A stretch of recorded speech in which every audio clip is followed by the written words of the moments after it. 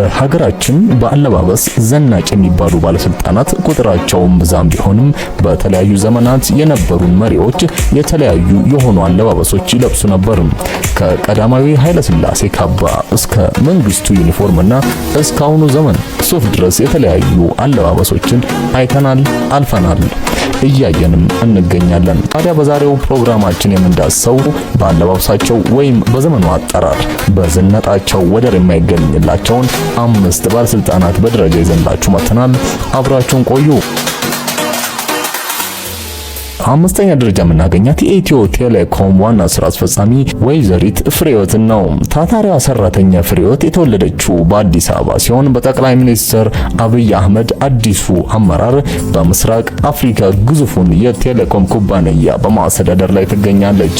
ፍሬህይወት ወጣትና ዘናጭ ከሚባሉት የሀገራችን ባለስልጣናት አንዷ ናት። ፍሬ በህዝባችን አይንና ልብ የገባችው ከፍተኛ የሆነውን የኢትዮ ቴሌኮም ቅናሽ ለማብሰር በቴሌቪዥን መስኮት ብቅ ባለችበት ጊዜ ነበር።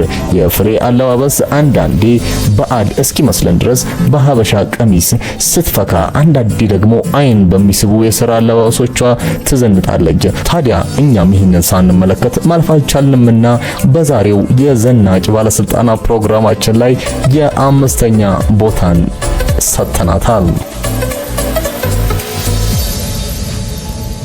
በአራተኛ ደረጃ ላይ የሚገኙት የፌዴራል ጠቅላይ ፍርድ ቤት ፕሬዝዳንት መዓዛ አሸናፊ ሲሆኑ ወይዘሮ መዓዛ አሸናፊ የተወለዱት በቤንሻንጉል ክልል በአሶሳ ከተማ ሲሆን በ17 ዓመታቸው ወደ አዲስ አበባ አምርተው የመጀመሪያ ዲግሪያቸውን በአዲስ አበባ ዩኒቨርሲቲ አግኝተዋል።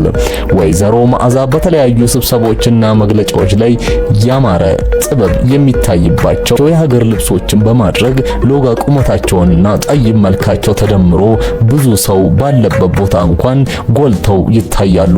ለዚህም ሲባል አራተኛ ደረጃ ላይ ተቀምጠዋል።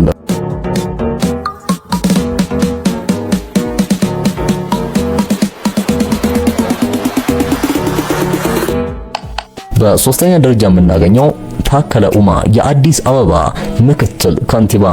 ኢንጂነር ታከለ ኡማ በተደጋጋሚ ጊዜያቶች በቴሌቪዥን መስኮት ብቅ ከሚሉ ባለስልጣናት አንዱ ናቸው። የጠቅላይ ሚኒስትር አብይ አህመድ አስተዳደር ካመጣቸውና በከፍተኛ ደረጃ ካነጋገሩ የሀገራችን ባለስልጣናትም አንዱ ናቸው። ያመጧቸው ለውጦች ወይም ስለሚያከራክሯቸው ባህሪዎቻቸው ሳይሆን አጀብ ስለሚያስብሉት ሀገርኛ ከዘመናዊ አለባበስ ጋር አጣምረው የያዙትን ዲዛይን የተደረጉ አለባበሳቸው ለማውራት ነው። ኢንጂነር ታከለ አንዳንዴ መዲናችንን የሚወክሉ ሞዴል ይመስላሉ። እንደውም በአንድ ወቅት ለአንድ ጫማ $1500 ማውጣታቸው በተለያዩ ማህበራዊ ሚዲያ መነጋገሪያ ሆኖ ነበር። የጫማው ብራንድ ባላንሲያጋ ሲባል የሚያወጣውም $1500 ገደማ ነው። ለዚህም ሲባል በባለስልጣናት ያልተለመደው አለባበሳቸው በዛሬው ፕሮግራማችን የሶስተኛን ደረጃ አግኝተዋል።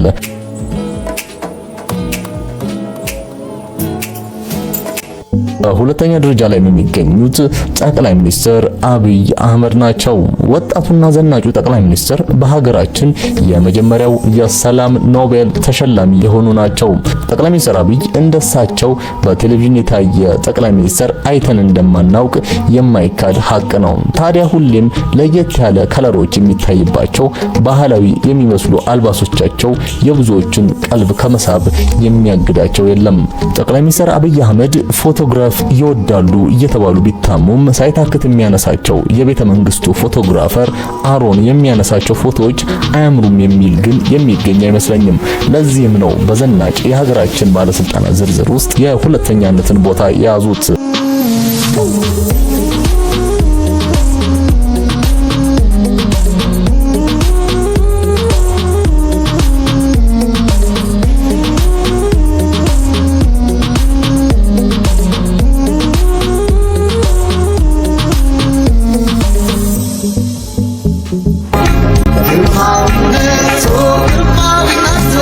በአንደኛ ደረጃ የሚገኙትም ንጉሠ ነገሥት አጼ ኃይለ ሥላሴ ናቸው። ለ50 ዓመታት ኢትዮጵያን ያስተዳደሩት አጼ ኃይለ ሥላሴ በሀገራችን አጼ ምኒልክ የጀመሩትን የዘመናዊ ትምህርት በደንብ ያጠናከሩ እንደሆኑ የኢትዮጵያ ታሪክ ይናገራል። አጼ ኃይለ ሥላሴ በታሪክ እስከ መመለክ የደረሱ ብቸኛ መሪ ናቸው።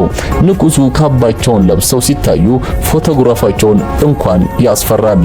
ለአፄ ኃይለ ሥላሴ ያላጎነበሰ መሪ አልነበረም። ከእንግሊዝ ንግስት እስካሁኑ የምትፎክርብን አሜሪካ ፕሬዝዳንት ሳይቀር ማለት ነው። አፄ ኃይለ ሥላሴ ንጉሳዊ አለባበሳቸው ከየትኛውም በዘመናችን ካየናቸው መሪዎችና ፖለቲከኞች ግርማዊነቱ የሚያስብልና እጅግኑ ያማረ ነበር። ውድ ተከታታዮች ለሁላችሁ መልካሙን እየተመኘን የዛሬው ፕሮግራማችን በዚሁ አበቃን። እንደዚህ አይነት የሚያስገርሙ የሚያዝናኑና ለእናንተ ይጠቅማሉ ብለን የምናስባቸው መረጃዎች ይዘንላችሁ እንቀርባለን። ቪዲዮውን ላይክ፣ ቻናሉን ሰብስክራይብ እንዲሁም ለወዳጆቹ ሼር በማድረግ ያጋሩ። እናመሰግናለን።